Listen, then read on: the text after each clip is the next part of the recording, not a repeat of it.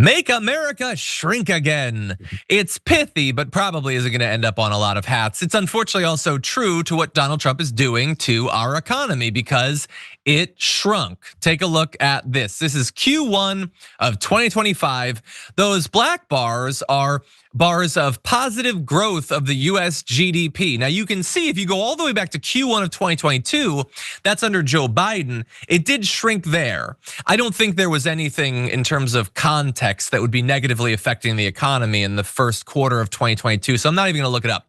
But anyway, you had growth and growth and growth for years, and now you get Donald Trump and instantly the economy is shrinking, almost as if the predictions that had been made of people about what Donald Trump and his tariffs would do were right. Weird how that works out.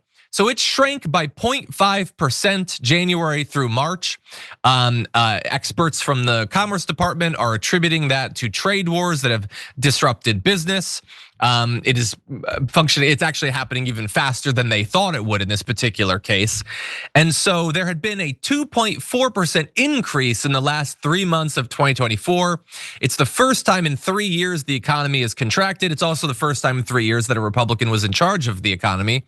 Maybe there's some sort of correlation there. Imports expanded nearly 40%, the fastest since 2020. That pushed GDP down by nearly 4.7 percentage points. I imagine people were trying to buy as much as possible before the tariffs went into effect. So weirdly, he might have actually inspired more of an issue of the balance of our receipts in that. And so this is not good. You have terrible consumer pessimism and uncertainty about the future.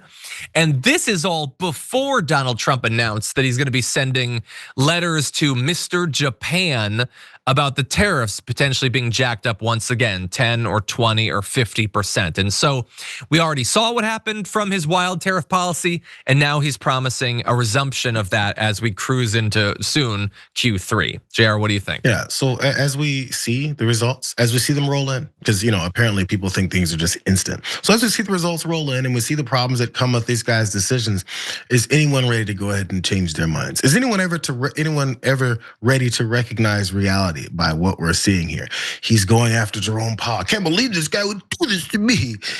Bro, you did it to yourself. But he needs people to save his ass. That's all he ever needs, is people to save him from his really bad decisions. It's all he's ever had around him. That's why he thinks his decisions that are really bad are decent, because he's always been saved from them, because he rants and screams and yells and throws himself on the floor and cries about it.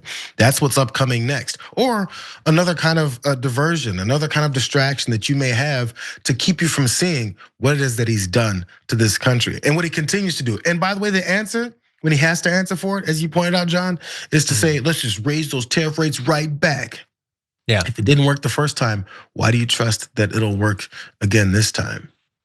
It doesn't have to. They just really don't care. But ayo, stay tuned. We'll see what happens. Yeah, look, you were trying to figure out, what's coming next, and I agree. I think big distraction definitely is a thing. I mean, the classic thing, you screw over the economy. The reason that you were put into office, the right wingers said they want the economy better. You're not going to do that. So what do you give them? Well, he can demonize migrants as much as he wants. That's basically free for him. It's not free for the taxpayer. So expect a lot of that. Expect maybe more wars. That draws a lot of attention away from the economy. Also, coincidentally, away from the possibility that his name appears many times in the Epstein files. It draws attention away from a lot of things, actually. Also, he might be willing to do things to temporarily boost the economy that might be in the medium and long-term interest of the economy, directly opposed to that. And so God only knows what he's gonna do as people start to realize how devastating he's been for the economy already.